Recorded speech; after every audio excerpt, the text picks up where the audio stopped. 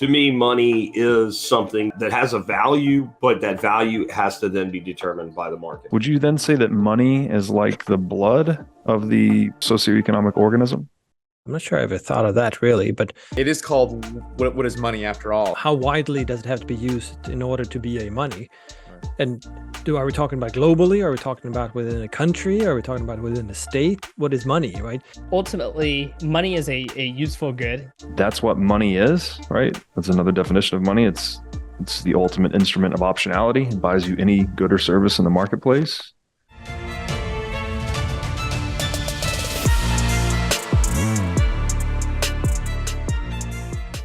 Hey everybody, welcome to the What is Money Show. I am thrilled to have you here joining me on my mission to help shine light on the corruption of money. Now, if this is your first time listening to the What is Money Show, I strongly recommend that you go back to episodes 1 through 9 first, which lays a lot of the groundwork for many of the concepts that we explore on the show. These first 9 episodes are my series with Michael Saylor, and thousands of people have told me that this is the best podcast series they've ever heard, hands down, and that it was instrumental to their understanding of money and Bitcoin. So if you're looking to start a deep dive into the nature of money, I don't think there's any place better that you can start other than episode 1 of this show.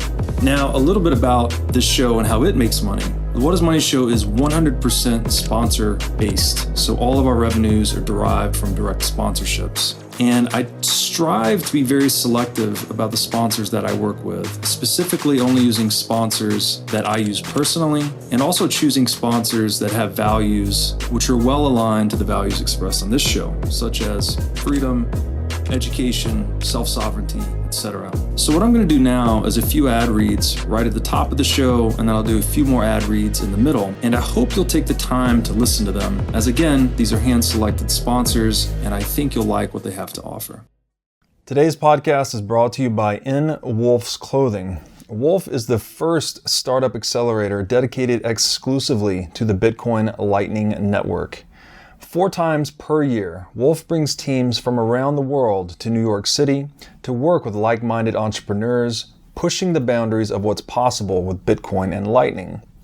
The program is designed to help early-stage companies achieve product-market fit, develop their brand, secure early-stage funding, and grow businesses that help fuel the global adoption of Bitcoin.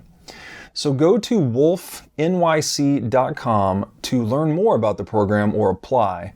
Again, that's Wolf NYC, WOLFNYC.com. The aspiring totalitarian impulse always seems to attack language and money, like these two critical media that we use to organize ourselves seem to be the first ones on the chopping block when, I try to say it's an impulse, like it's something that lives in all human beings, I think. I don't try to single out individuals, although there are people that are a little more given to that impulse than others. I am trying to, get a holistic view of what's going on or what's common between these episodes. And I would like to try to rephrase what I said earlier, because I don't think there's political top-down, a group of people saying, hey, let's inject wokeism and confuse and divide people. I think here's the downstream path that I see. I think it's technology is upstream from economics. Economics is upstream from culture. Culture is upstream from politics. And so my theory about what's going on here, and I would love to hear your thoughts on this, is the technological landscape has shifted so rapidly. I've experienced this just in my own life. Like, I was so resistant to social media when it first came out. It felt like self-promotion or self-aggrandizement, and it was just noisy. And I'm like, this is weird. I don't want to be a part of it. But now I've fully capitulated. I'm like, this is the new media paradigm. It's not going anywhere. It's like, get on board or get left behind kind of thing. And so that has obviously had ramifications on economics. And another thing there is and again, this is part of the theory, at the technology layer, I think money is one of the most important technologies in the world. We currently have a global implementation of fiat currency, Mm-hmm. So when we print money, it's a regressive tax on the poor and middle class. So it's actually widening the gap between rich and poor. It's making the rich richer and the poor poorer. And so if that tech is upstream from the economics, fiat's the tech, the economic situation is widening wealth gap. The cultural consequences of that would be more divisiveness, right? And then I guess you would see that reflected, at least in the US, in the widening divide between red and blue. So I guess in a nutshell, widening wealth disparity leads to widening political divide.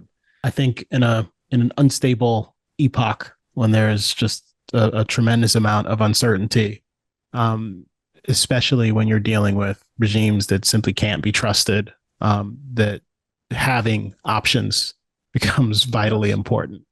And in a lot of instances, moving is something you'd like to be able to do, but being able to do that while keeping, whatever resources you've been able to squirrel away intact, it becomes all important. So, yeah. You hit the nail on the head, because I always say this, that in instances or circumstances of uncertainty, the best strategy is to maximize your optionality. You want as many options as possible, because you don't know which way reality is going to move. It's uncertain. So you need as many options at your disposal as you could possibly have. That's what money is, right? That's another definition of money. It's the ultimate instrument of optionality. It buys you any good or service in the marketplace.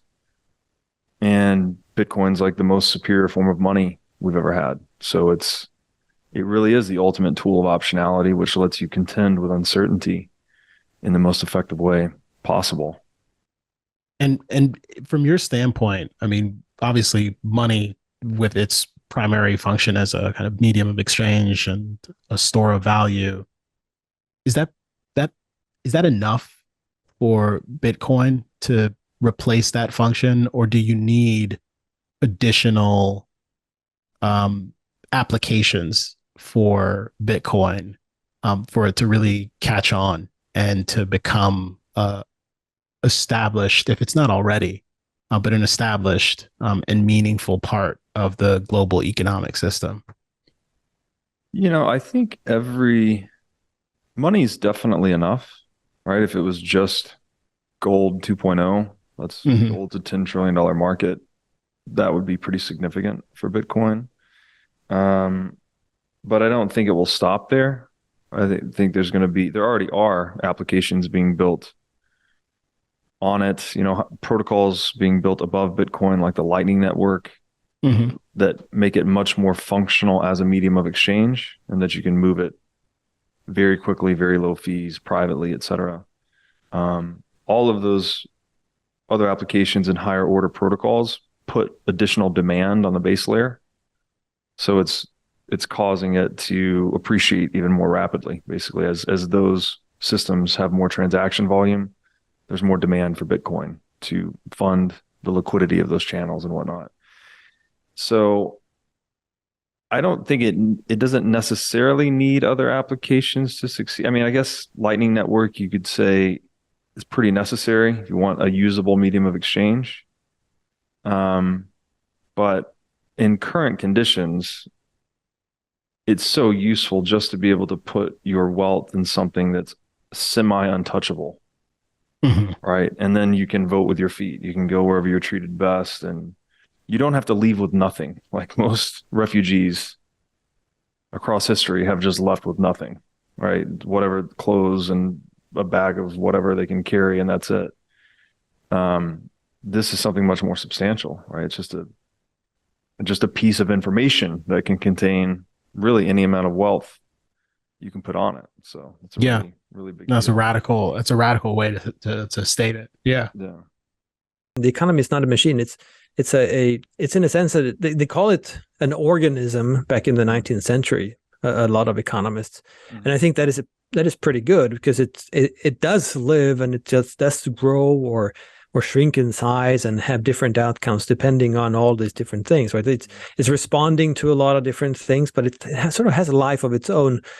And I think that the core task of an economist is really to try to figure out what is its nature? How does it actually work? And our understanding of it, what can we do with that? How can we figure out how to, in the longer term and on a sort of grander scale, how can we lift more people out of poverty? How can we make the world a better place for everyone? That's really the core task. Not trying to shape certain things or produce an exact outcome, because that's just impossible.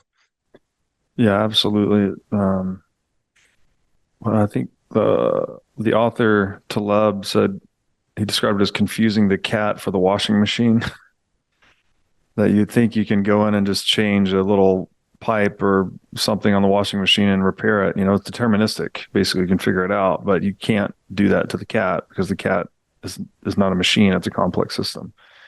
And it's so painfully obvious to me that the economy should be revered as the most complex system. When we look at the individual human mind, and we think the human brain is the most complex thing in the universe, yet when we describe the interlinking of all the human brains in the world via the pricing system, we somehow reduce that, or the Keynesians reduce this to the washing machine and think they can just pull a lever and press a button. Should not be. I mean, there's nothing further from the truth, I guess, in my opinion. The description as an organism, it's a very interesting one, philosophically deep, and I've thought about it a bit myself. It kind of leads you to this other line of questioning: is what is the line between living and non-living, which is another really tricky question to answer. But if we're taking that analogy for what it's worth, I guess, or on its face, would you then say that money is like the blood of the economic or socioeconomic organism? Whoa. Yeah, that's I'm not sure I ever thought of that really, but in a sense, money is super important, right? So in a money economy, which is a highly productive economy compared to the alternative, barter, one side of every transaction is practically money, right? So when we talked about before about exchanges, well, I talked about my glass of water for potato chips, but that's usually not how people trade. It's not usually how we do things in the economy, because we trade for money. We work, so we sell our labor, we sell our labor services in a sense to an employer, or we have our own business. We get paid in money, and then we use that money to buy whatever it is we want. So we work as a means, and usually it's not a means that we like very much. We talk about the disutility of labor, but we get paid for it, so we're fine with it, and therefore we can attain ends because we go to different stores and we buy things and we pay our bills and whatnot else. So money is definitely core to the organism, and it helps with the allocation of resources and the uses of resources and all kinds of investments and entrepreneurship and everything too, that it simply wouldn't be possible without the money. So is it the blood, or is it the nervous system? Well, I'm not sure what is the better analogy, but it's definitely very core. If it works, I should say. If it's good money. Right. If you screw it up, then you screw up the whole economy. Yeah. I would assume you mean free market determined money is typically good money. Yeah, that's typically good money, and I would say some money that is, it's something that is backed, right? There's something that is either backed by another value or something that people trust in itself, and that you can't just create more at a whim. Yes. And especially not one party, because if you create more money, prices are expressed in terms of money, but they're really just relative prices, right, between different goods. Yeah. But if you constantly undermine the purchasing power of money by creating more, so you have more money competing for the same number of goods, which of course means you have price inflation, then it's not a good money. It's not reliable because it doesn't really maintain its value.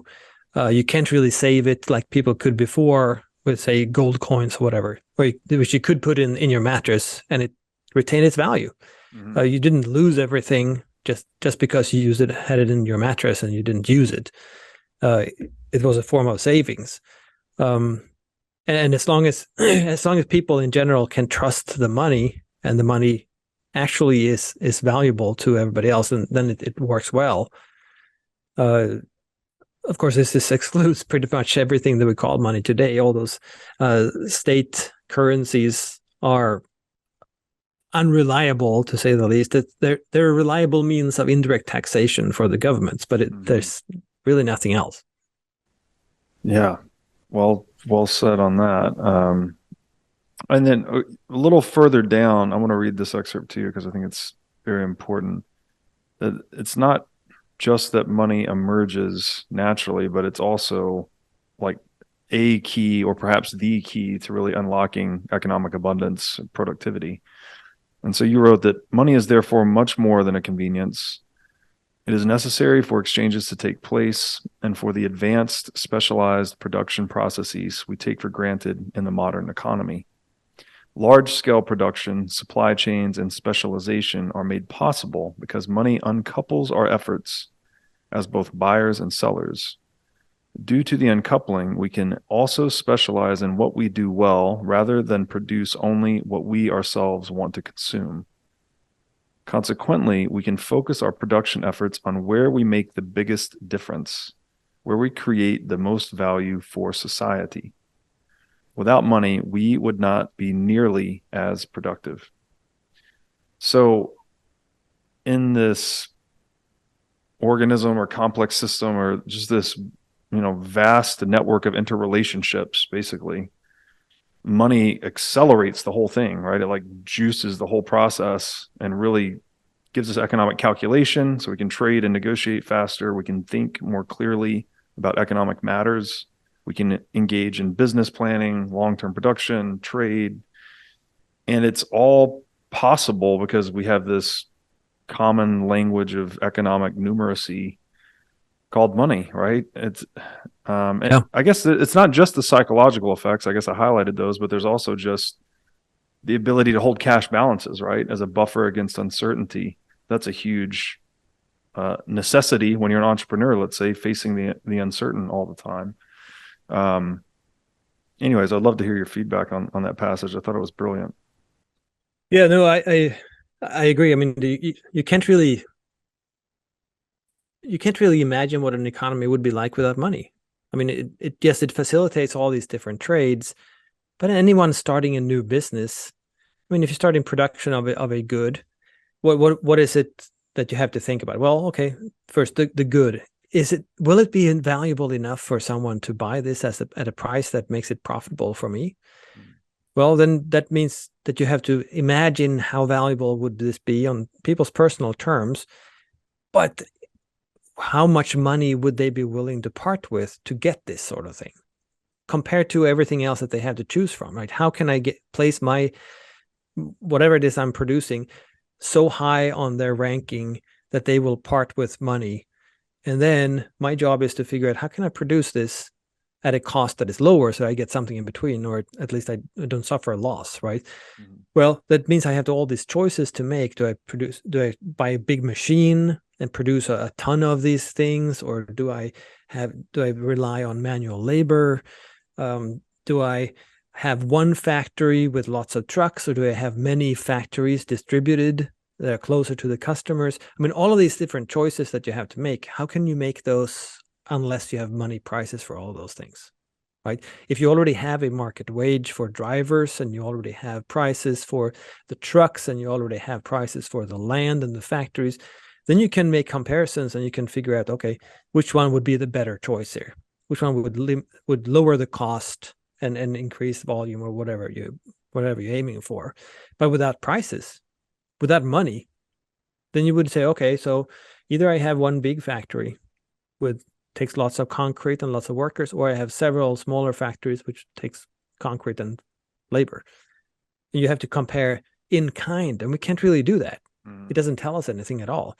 So it's just like you said, any production really that is not for ourselves or people that we know basically personally, anything that is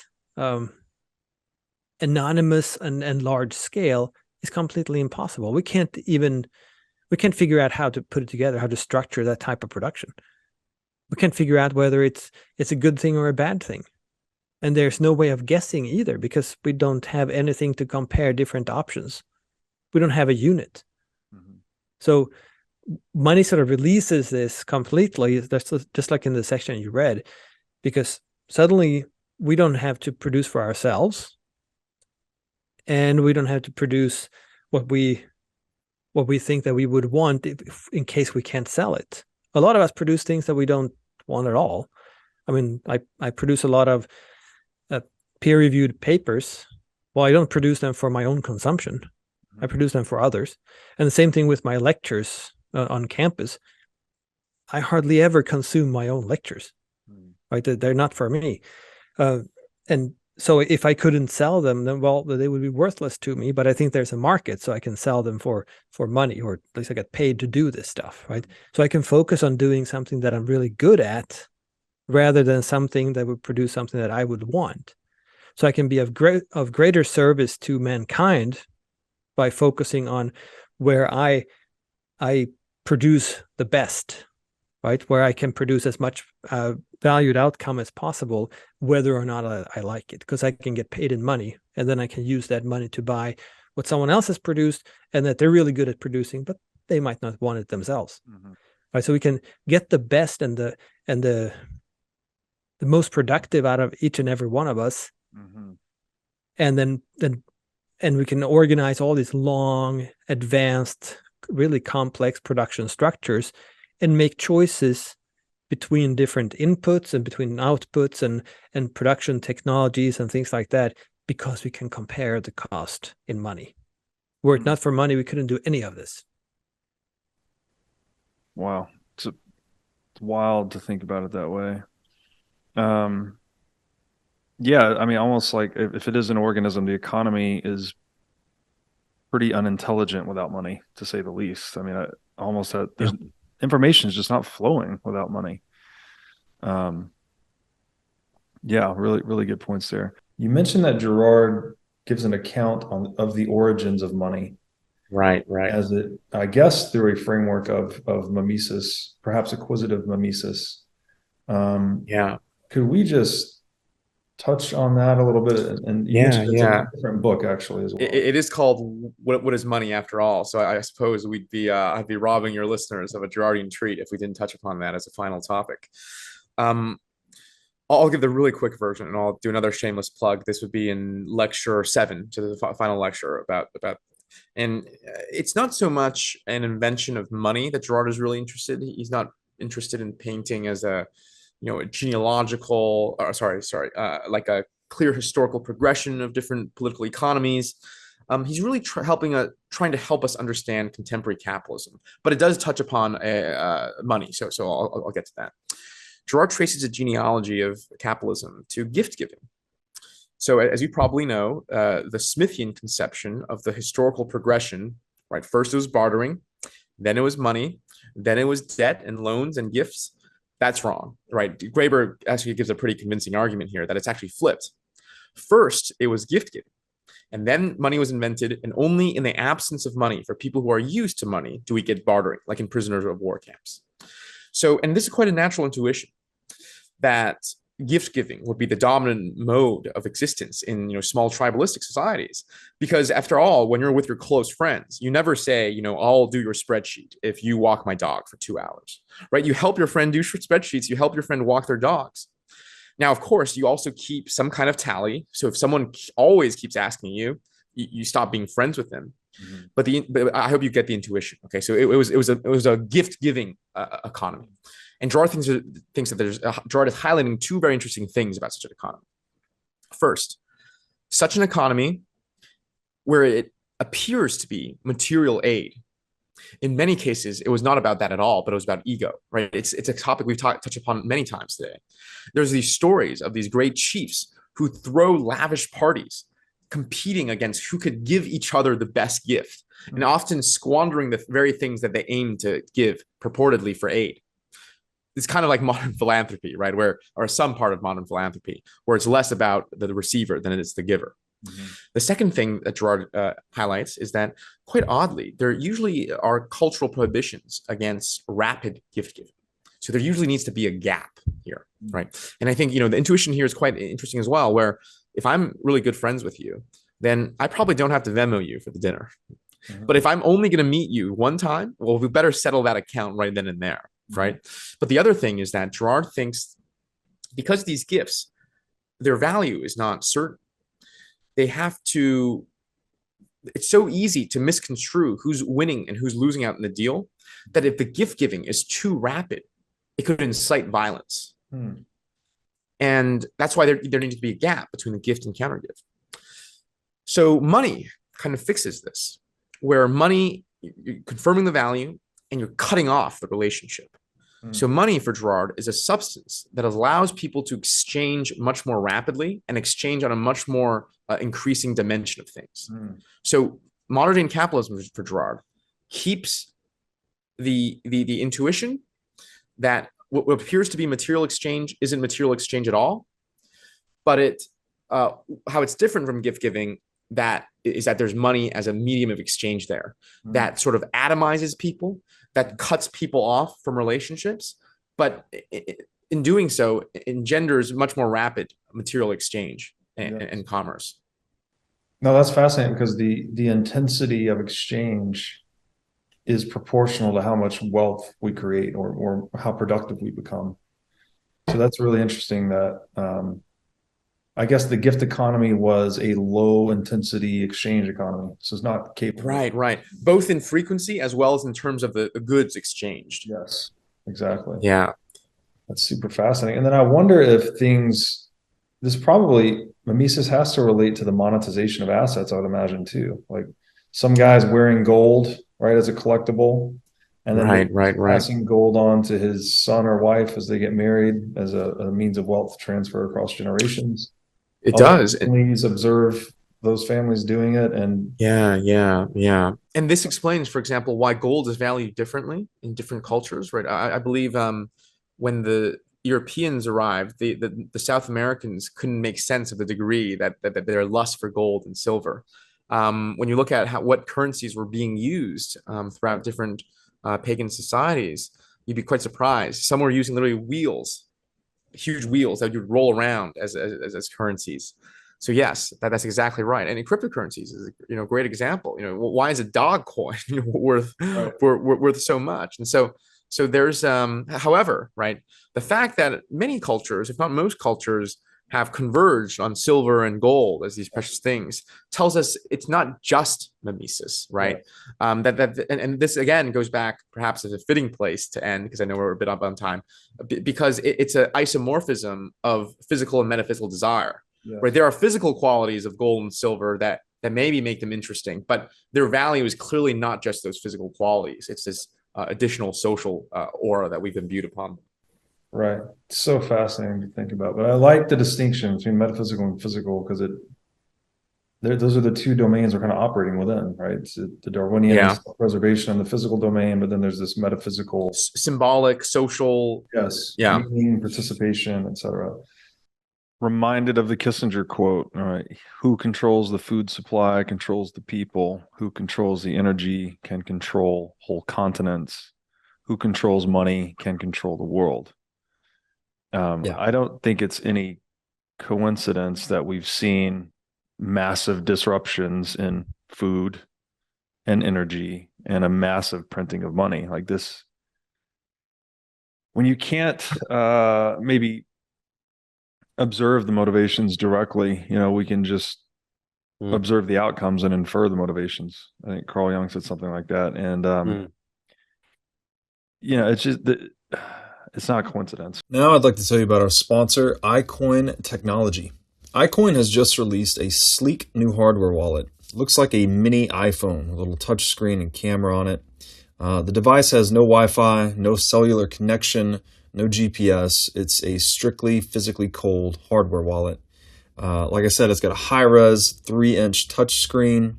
It's got a camera for air gapping the wallet. It's got optional Bluetooth compatibility. And it's really a brand new UI, UX experience for a hardware wallet, making it very accessible, easy to use, not intimidating.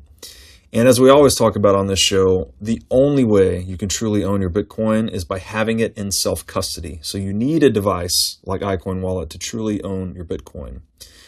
Go to iCointechnology.com today and use promo code Bitcoin23 for 30% off of this new sleek hardware wallet. I brought you on because I found you right by the time you started doing the Saylor series with Michael Saylor, and I found out you had a podcast called the What is Money Show. So I figure it'd probably be a good idea to ask a guy that runs a podcast called the What is Money Show, what is money? So how do you answer that question? Yeah, it's a really tough question, actually. I have a running document with, I think, over 50 answers to that question at this point. And these are either answers that I have read about, I have come up with myself, or guests have proposed on the show. And it's interesting, it's kind of this philosophical question, right? The show is not, when people first hear about the show, they think we're really focused on money, finance, economics. And we are to a large extent, but we're also branching out into a lot of other topics you might not traditionally associate with money. And there's a lot of ways I can answer this question. One that comes to mind now, I heard recently that I really like, is money is liquid power. And now if you've seen the Saylor series, or you've seen the series I did with Jason Lowry, you'll probably have a good understanding of what I mean by that. But I'd like to speak to the definition of power, actually. We typically, I think the word is most often used in the sense of political authority, someone having power or say-so over the life of another person. But that's only one interpretation of the term power. There's this whole other domain that's extremely important, which is physical power, right? So I like to delineate political power and physical power. And physical power, there's a formula for it in physics. It's essentially joules moved per second, right? Energy moved over unit time. And that is exactly what we are trying to optimize for in the market process. We're trying to harness more physical power per unit of human effort. It's almost the same thing as describing productivity or wealth creation. We're just trying to accomplish greater results with less effort. So money has this interesting intermediate role where it is a representation of physical power, in the sense that gold was rooted in, you had to expend energy to discover, mine, and refine gold. That expenditure of energy that was necessary to produce gold is what secured its supply from being counterfeited or inflated arbitrarily. So gold is rooted in physical power, but the possession of gold gives one great political power. Because now, if this is the old Rothschild quote, he who has the gold makes the rules. So if I have the gold, I can then I can pay soldiers and lawyers and all of these other things to create a society that I sort of run and tax and extract from. So there's this interesting ambivalence when I say money is liquid power, and that it is both a technology that is rooted in physical power, which constrains its supply, but it also affords its individual possessor or possessors great political power, in the sense that, basically one way to say this, the United States is the superpower in the world because we have the most gold, right? After World War II, we had the most gold in North America. So we intervened into World War II, declared ourselves victorious, and then we rewrote the global banking rules at the Bretton Woods Conference, and declared ourselves effectively the central bank of the world, right? The dollar would be pegged to gold, all of the currencies would be pegged to the dollar, and this gave the United States the exorbitant privilege, as the French called it, to export inflation and import goods and services. So anyways, that's one answer to the question, and I hope it kind of highlights some key points that we talk about on the show. I think you're dead on, and I think makes a very good assertion of the total. To me, money is something that has a value, but that value has to then be determined by the market. It has to be discovered across time. Right. It's what money has traditionally been. Whatever humans have agreed within a given economy is money at that time. And over time, it seems that in general, the best form of money available to people at a time becomes the de facto standard. Whether the government wants it or not, eventually that happens. And that's why I, at some point, expect to see a much broader adoption globally of Bitcoin. And yeah, so go ahead. People, to your point, people, and this is such a key insight that I hope more people absorb. People don't follow laws, people follow incentives. And when it comes to money, every individual has the incentive to hold the money that no other individual can print or debase or counterfeit or inflate. That is why we got gold. Individuals figuring that out across a long span of history. We figured gold is the hardest thing to print, debase, counterfeit, or inflate. So it became the premier store of value. And that's what Bitcoin has perfected, right? For the first time in human history, we have a monetary technology that decidedly cannot be printed, counterfeited, inflated. And that makes a world of difference. It's as if the entire process of capitalism has been zeroing in on this innovation. We needed a sound money to really make capitalism work, and to depoliticize the economic process, which is to say, get government out of your pockets. Yeah, what we've been trying to do throughout all of human history, and Bitcoin is a tool that makes theft very expensive and therefore makes government less relevant.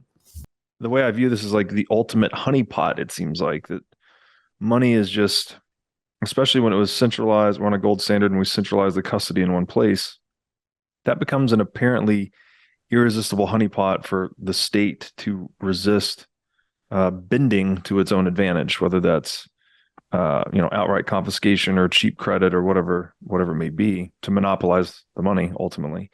How do you view that in this sense? If the state can engage in all sorts of exploitative acts, but ultimately, money is a useful good. You think of what we want it for. We want to be able to have this good that we can, the most liquid good that we can go, spend and get whatever we want.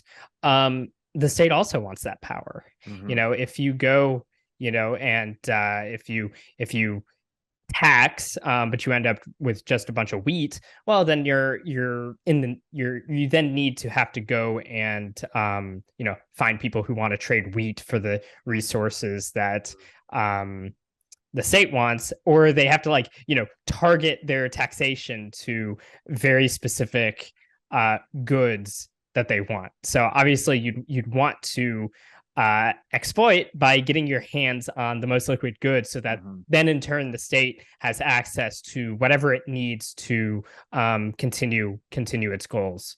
Mm-hmm. Yeah, it's interesting, right? The corruption of money, how it actually corrupts human action. They're very closely interlinked, and it does seem like this emergent economic phenomena we call money, right? The most liquid good, I think, as you were describing it earlier, the most marketable good, it just offers the highest ROI of coercion, I guess. Like if you can just monopolize the money and arrogate yourself the exclusive privilege to counterfeit it or print it and prevent everyone else from doing so, that there's just the most bang for your buck, I guess.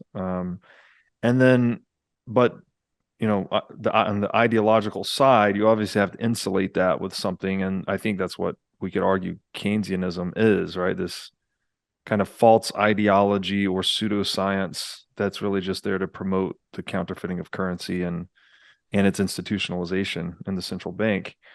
So is it fair to say that propaganda is necessary to support the existence of a fiat system, or perhaps it's the other way around? A fiat system inevitably produces propaganda.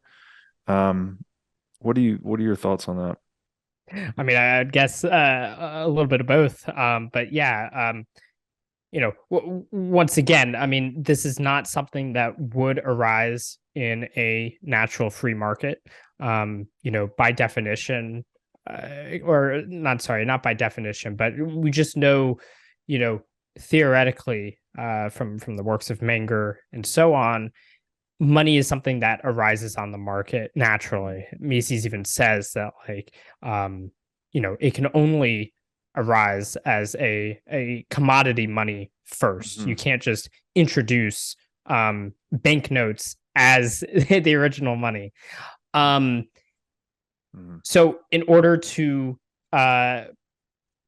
get people to go along with that, because there are all these hidden costs underneath that are being kind of papered over, and I use that as a pun, but as they're papered over, you have to be convincing people that, oh no, this is actually the way it needs to be. And so I think propaganda is sort of a necessary function of that, because you need to continually make people want something that they wouldn't naturally want. Before this, I go into the nature of like money substitutes and the monopolization of substitutes. So basically, as things are more as mints are centralized, you start then introducing not just gold coins but banknotes that are certificates that represent a gold coin or some other amount of gold. And this also has great value. It makes it much more easy to transport, especially large amounts, especially over long distances. It lets things kind of remain in a bank where they can be kept safe. And so this once again reduces a lot of uncertainty that gold still has because of its difficulty of moving and storing. But as you monopolize mints and you kind of decouple the base money, so to speak, with the commodity from the sort of what people think is money, and you issue these substitutes, the state can start introducing things like legal tender laws, such that people have to use. So not only are banknotes a thing that are offered because they provide some value, but you must use those paper notes. And as you do that, you can start, cartelizing the banking industry, and soon, the money becomes completely decoupled altogether. And that's the world we exist in now.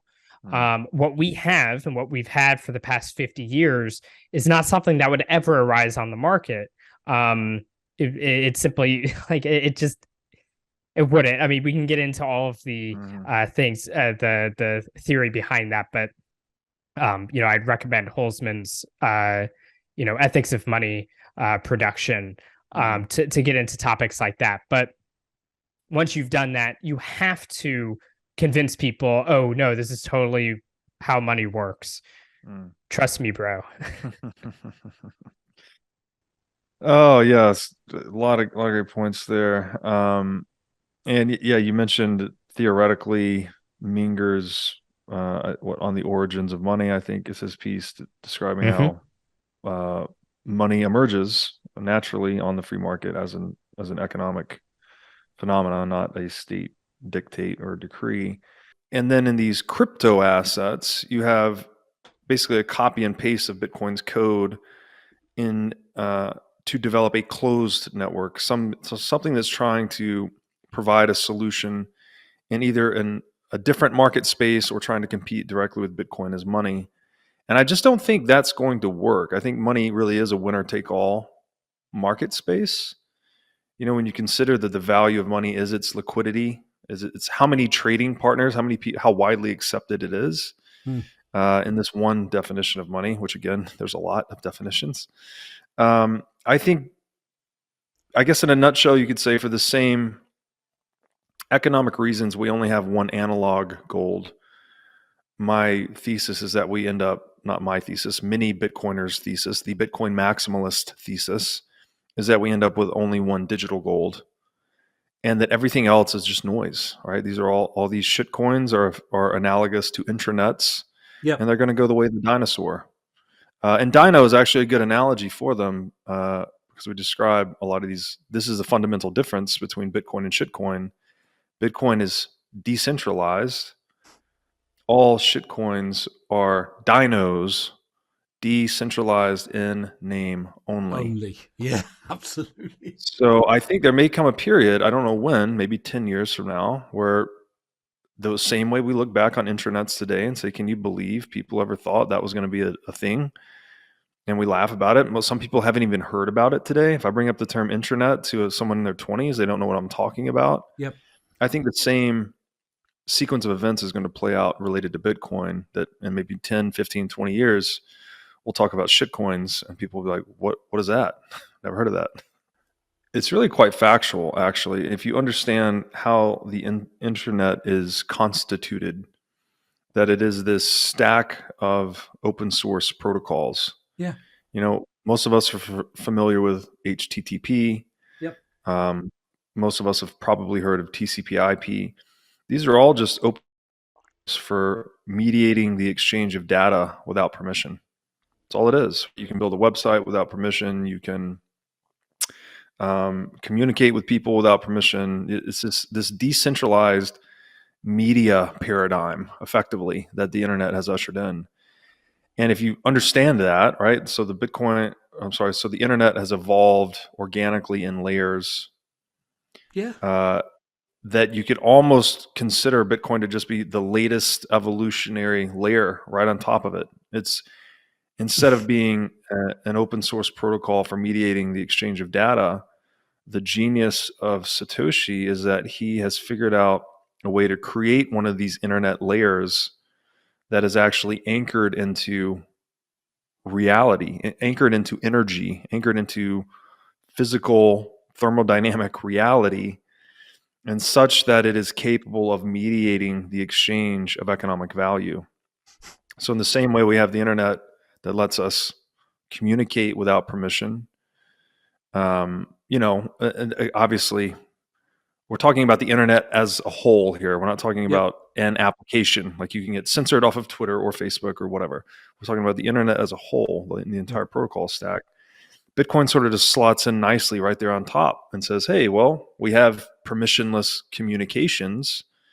We have this permissionless media paradigm.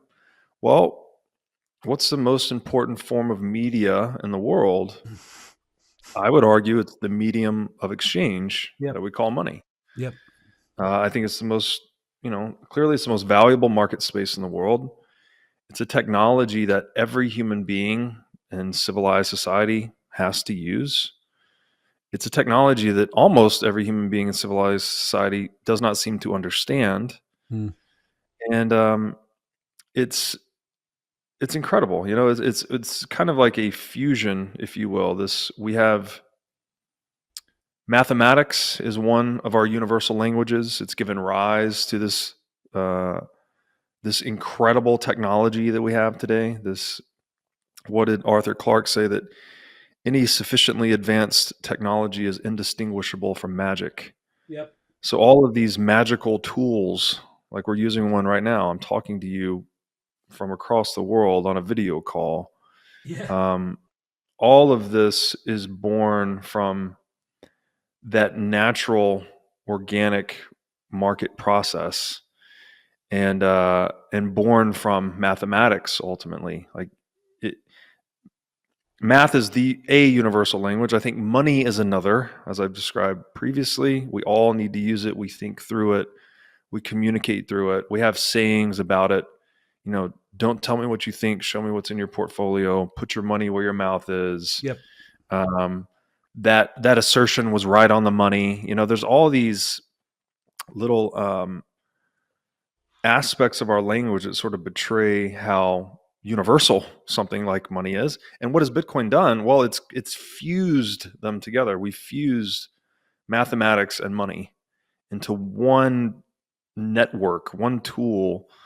And it's fascinating in that we've picked up, you could almost consider it like we've gained all the best advantages that the internet has to offer, kind of like this universal engine for permissionless exchange, right? I Yep. can send ideas and information anywhere in the world at the speed of light without asking anybody. And we've combined that with the economic properties of gold, right? Something that is, it's hard to come by. It requires a proof of work. It's difficult to counterfeit. But the problem with gold, obviously, is that it was hard to move, hard to transport, hard to secure. But by, the great word that Saylor has introduced to the world here, by dematerializing gold into the internet of money, you get the and you discard the problems with both worlds. Because the problem with the internet is that when you send information, you're not actually sending it, right? You're just sending copies all over the place. Well, if you just copy money, that doesn't work. It dilutes, it inflates, it fails. The advantage of gold is that you can't double spend it or inflate it or counterfeit it. That's great. The problem with gold is it's hard to move. You can't move it around the world like you can information. And then poof, what do we get? Bitcoin. Can't print it, you can't counterfeit it, rooted in reality, but it's purely dematerialized. It's pure digital information. You can move it at the speed of light. You can carry it in your brain. You can carry it in hardware and software. You can carry it in a circle of trust, any information bearing medium. So it's just a really radical idea. And I think that's why, like with the emergence of the internet, people used to call it the information superhighway, or it's like a library on a keyboard, things like this. We use these strange analogies in an attempt to describe a tool that just does not fit our prior worldview. And that to me indicates how paradigmatic Bitcoin is. Like, it's an entirely new thing. So what do? We can't describe the thing. So we start to analogize it to all these older things that we're familiar with. It's digital gold. It's the internet of money. It's, I go way back and I call it inviolable property, right? We've been talking about inviolable private property since at least the year 1215 when King John signed the Magna Carta. Well, I think Bitcoin is the closest instantiation of that principle that we've ever had. See, that's mind-blowing. That's just mind-blowing. It's mind-blowing. Yeah. Now I'd like to tell you about our sponsor, CrowdHealth.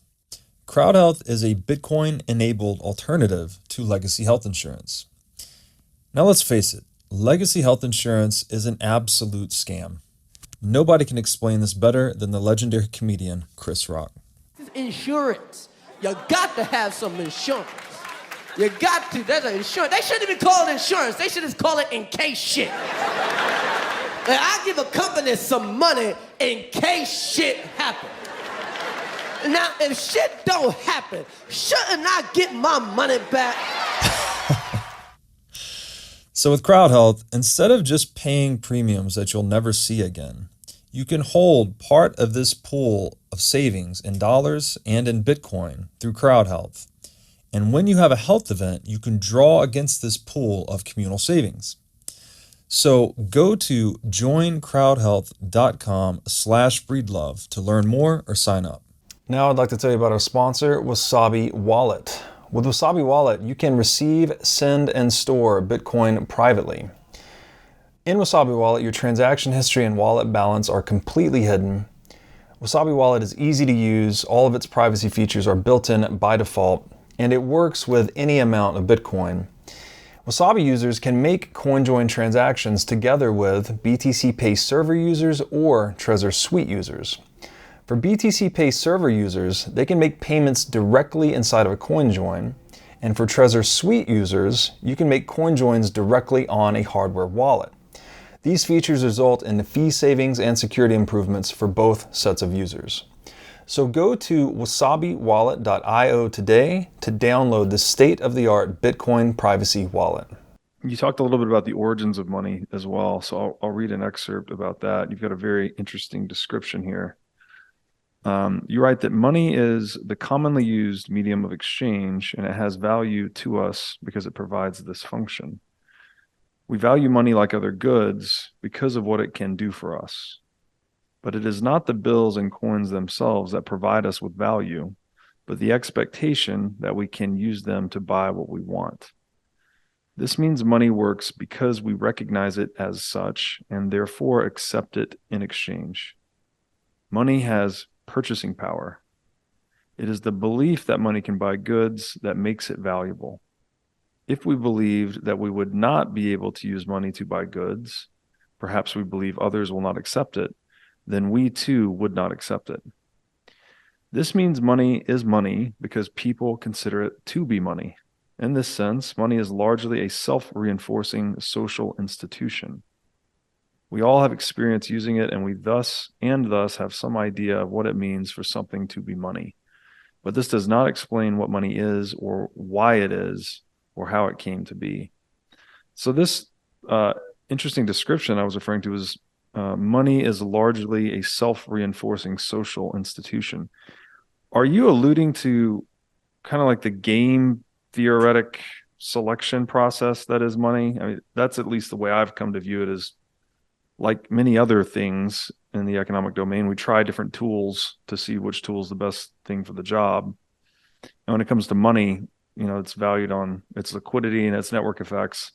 We kind of drilled down to or zeroed in on gold over time as one of the best monies. But is that what you're referring to in that line, self-reinforcing social institution?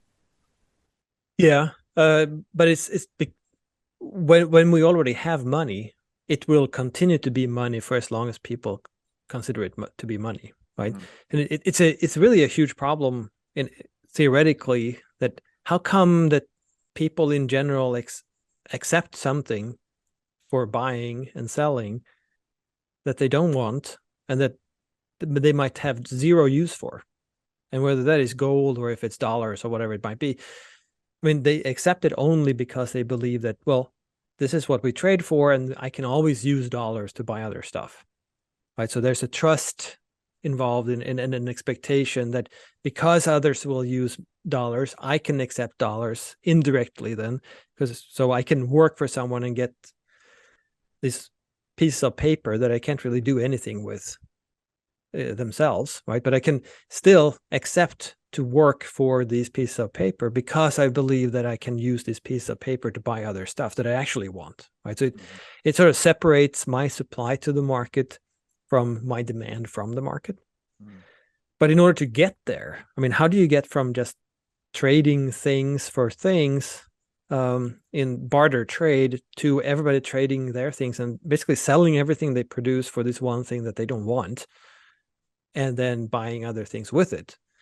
And that's something that economists had sort of a problem with figuring out until Carl Menger wrote an essay on it back in the 1890s, where he said, well, barter has very strict limitations.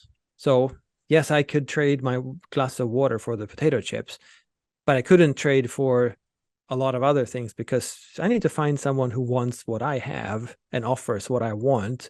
And we need to agree on an exchange ratio as well. So there's so many trades that I would want to make, but I can't because they don't want what I have. But then I would figure out that, well, this guy who has something that I really, really value highly, he doesn't want what I have. But my neighbor produces something that I think that he would want more. So I'll just trade my stuff for whatever the neighbor has to offer that I don't want or I don't need, or maybe I'm allergic to the stuff or whatever. But I think that it will help to facilitate the trade to get what I actually want.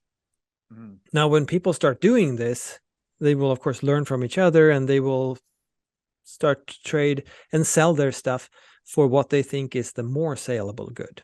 And there are, of course, many different goods to choose from. So they will step by step figure out that, well, wait a minute, those guys over there, they traded for eggs, and people over here, they traded for butter, and people over there, they traded for these seashells. And then you will sort of join them and say, well, I'll trade my stuff for seashells too. That means I can trade with these guys because they already did that. So I sort of use that information. And then eventually it means that we will have just a few goods that everybody's selling their stuff for because they recognize that, well, this is what people are using. So that facilitates a lot of trades for me. And eventually you would probably have one or two, like gold and silver. that most people recognize, and then it has become this institution that people just go, well, that's money, and money is the commonly used medium of exchange, right? It's that one good that everybody values, not for being the good itself, but because you can use it for its purchasing power. So you can use it to get what you actually want. And the way I see it is that money, now that we have this invention, we all take it for granted, and money is all over the place. The problem is that if you start tampering with the money, so people don't really trust it anymore, they will shy away from using it, and they might use something else, of course, because the invention is still there. The knowledge of what the money is still there. But there's some inertia, of course, but eventually, if the dollar would lose too much of its purchasing power every year, people will go for something else. They would choose maybe a different state currency like the euro, or they would choose Bitcoin, or they would invest in gold coins or something like that that would retain its value, right? So they would not use dollars, which means the dollars would be accepted by fewer and fewer people. So its purchasing power would fall and fall and fall. And we see that during hyperinflation times, for instance, right? When people just try to get rid of the money as fast as they can, because the money doesn't retain any value. And no one wants to accept them either, but they just want goods instead. Buy whatever the heck you can, because that thing will at least have some value in the future. So they're turning their backs on that money. But as long as we use a money, and as long as we recognize that, well, this is money, it's sort of reinforcing itself, because that means that we're demanding it, and we're exchanging our goods for that thing. So as long as we use dollars, the dollar will be a money. But when people sort of collectively, all of the country, or at least a big chunk of it, will stop using dollars, then the dollars will be completely worthless. They don't function as money anymore, and then we will use something else. Yeah, it's fascinating. I'm kind of back to the beginning of our conversation where we talked about these imaginary structures that humans create.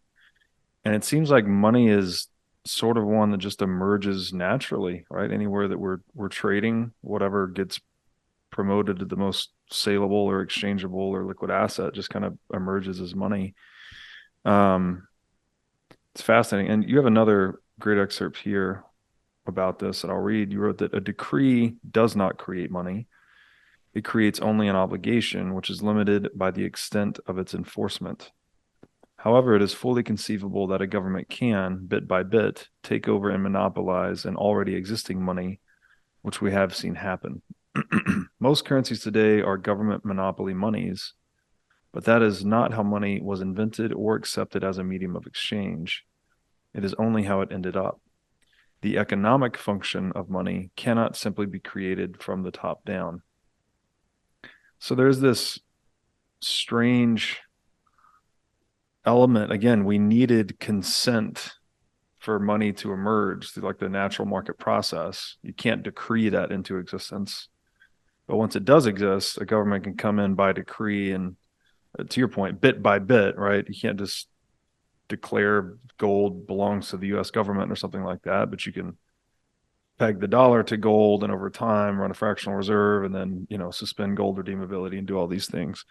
So it's very fascinating. Again, this whole, and then, it separates too, because this is where the definition of money is strange, because we say it's a widely accepted medium of exchange, but I guess there's a lot of argument to be made that something like gold is still money in a geopolitical sense, but it's not widely accepted as a medium of exchange. So I've always considered that layer one, whether it's gold or something like Bitcoin, to be more money-like, and then the application we put on it, currency, is what actually functions as a universal medium of exchange. So how do you think about that? Is there some ambiguity perhaps in that term, money? Yeah, I think there is. I mean, it's not exact. I mean, if it is commonly used, that means that other things are used too. Yeah. And what does it mean to be commonly used? How widely does it have to be used in order to be a money? Right. And are we talking about globally? Are we talking about within a country? Are we talking about within a state, or in my county? Or what is money, right? Because you would find different counties or different neighborhoods where they use other things as money because they just agree on it.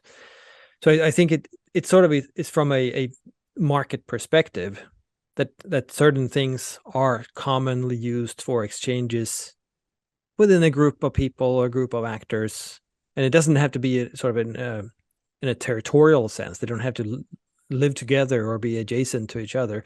They could be all over the world, but they have sort of a network where they rely on this one thing. So it could be one of those currencies or credits within a computer game, that people who use a computer game, they use that thing as money, at least in that setting, right? And like you mentioned, in geopolitical sense, gold is money. Well, gold is also money between central banks. Because central banks, they tend to buy and sell a whole lot of gold. At the same time, of course, they tell us that, no, gold is not money. But to them, it is, obviously, right? So there's something weird going on here. So it can be, and at the same time, not, simply because it's in different situations and for different people. But I think money used to be so much easier to understand when, I mean, we were basically on a global gold standard for a while. And well, I mean, it's the weight in gold. If you call them francs or Deutschmarks or whatever, it doesn't really matter. It was still a weight of that precious metal. And that was it. So you had a fixed exchange rate between currencies because they were just different rates or different weights of gold, nothing else. And of course, that's a very stable currency that will always be the same. Yes, there's more gold being found and mined and things like that, but it's a very slow process. And it costs a lot to dig it out of the earth and things like that. So it's not like they can just inflate it completely overnight. It's going to take a while, and then they have to invest a lot of resources into producing it too. So it's sort of it's self-balancing in a sense, right? There are no shocks really, even though there have been shocks in gold too, right? So when the Spaniard imported a lot of gold from South America when they colonized South America, they experienced hyperinflation too, or at least high degrees of inflation in gold, because they came with big ships full of gold, and everybody was, whoa, we're rich, and they started buying stuff, and then of course prices soared because there was so much money bidding for the same number of goods.